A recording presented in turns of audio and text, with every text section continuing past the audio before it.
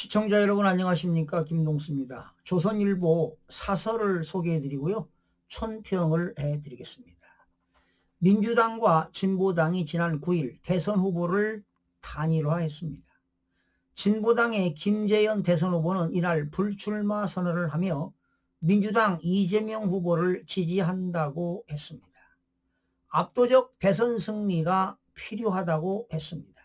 앞서 조국혁신당, 기본소득당, 사회민주당 등도 후보를 내지 않기로 해 좌파 진영은 이재명 후보로 단일화를 끝냈습니다. 진보당은 통진당 잔류 세력이 만든 정당입니다. 통진당은 애국가를 거부하고 유사시 국가기관 시설 타격을 모의한 반대한민국 집단이었습니다. 대표격인 이석기 전 의원의 내란선동 사건으로 위헌 정당 심판을 받고 2014년 해산이 됐습니다. 그런데 민중당, 진보당으로 간판을 바꿔달며 집요하게 조직을 재건하더니 민노총 지도부를 장악해 세력을 확장하고 있습니다. 재작년이지요. 잇따라 적발된 제주, 창원 간첩단, 민노총 간첩망 주요 간첩단 사건에 진보당 간부와 당원들이 대거 연루된 것은 진보당이 어떤 정당인지 보여주고 있습니다. 그런데 진보당은 작년 총선 때 원내 3석을 보유한 정당이 됐습니다. 민주당이 야권 연대 명분으로 진보당 인사를 비례대표 후보로 공천하거나 일부 지역구에서 단일화를 해줬기 때문입니다. 진보당 공약과 강령 가운데 우리 체제 근간을 흔드는 내용이 많은데도 손을 잡았습니다. 진보당이나 통진당은 운동권 내에서 종북 저급 주사파로 꼽히는 경기 동부연합이 주축 세력입니다. 문제가 이 경기 동부연합이 말이죠. 참 문제가 있는 단체인데 이 경기 동부연합은요. 경기 성남을 중심으로 활동했는데 이재명 후보는 2010년 성남시장 선거 당시에 김미희 전 통진당 의원과 단일화를 했지요. 그래서 김미희 씨가 후보로 나서지 않고 이재명 후보로 단일화시켜서 결과적으로 성남시장에 당선이 된 겁니다. 이후 경기지사 선거 때도 경기 동부연합 도움을 받았다는 얘기가 들립니다.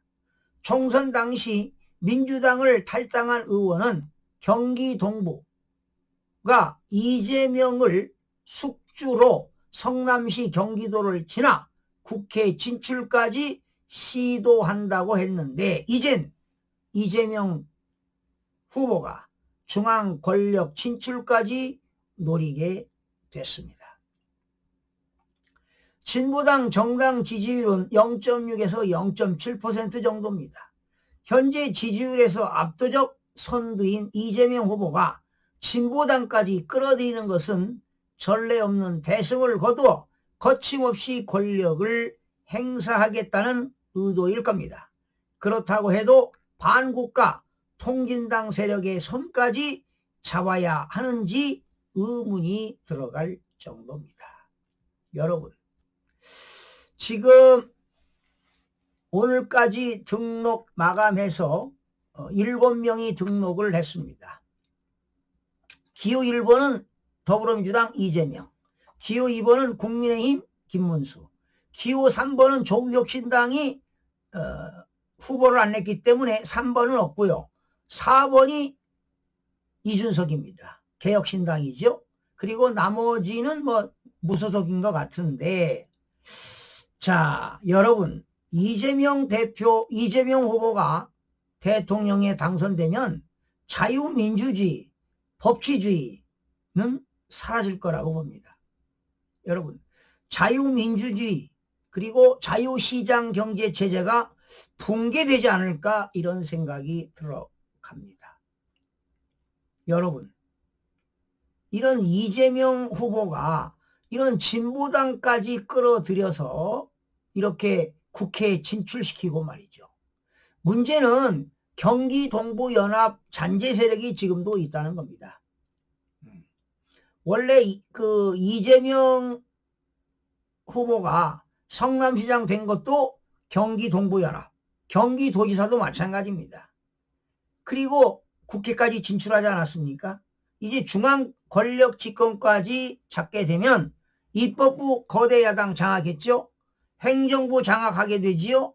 그리고 사법부까지 정치화하게 되면 상권 분립은 훼손되게 됩니다.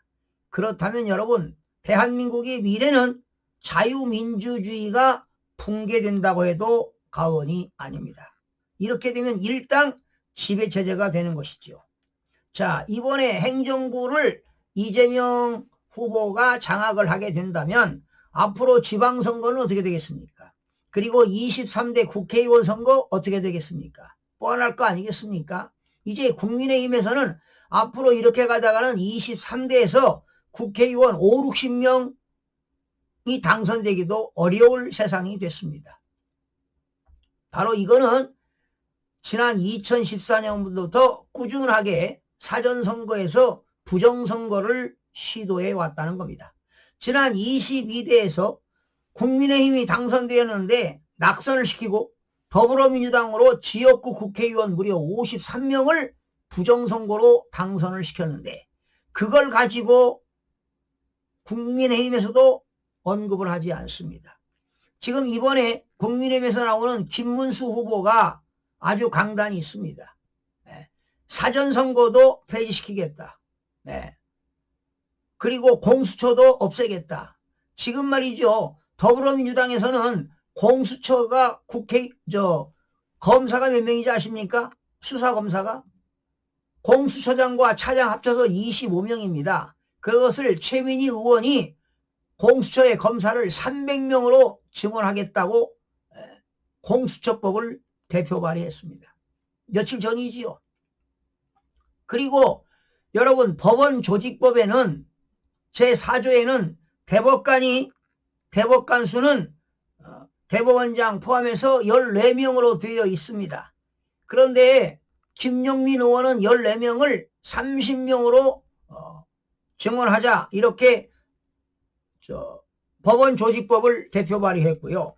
심지어 5월 8일 날 장경태 의원은 법원 조직법을 대표 발의했는데요. 현재 대법관 14명을 무려 100명으로 대법관 정원 현행 14명을 100명으로 증원하는 대법원 사건을 심도 있게 심리 여건을 마련하기 위해서 이렇게 14명의 대법관을 100명으로 증언하자 이런 법안을 발의했습니다.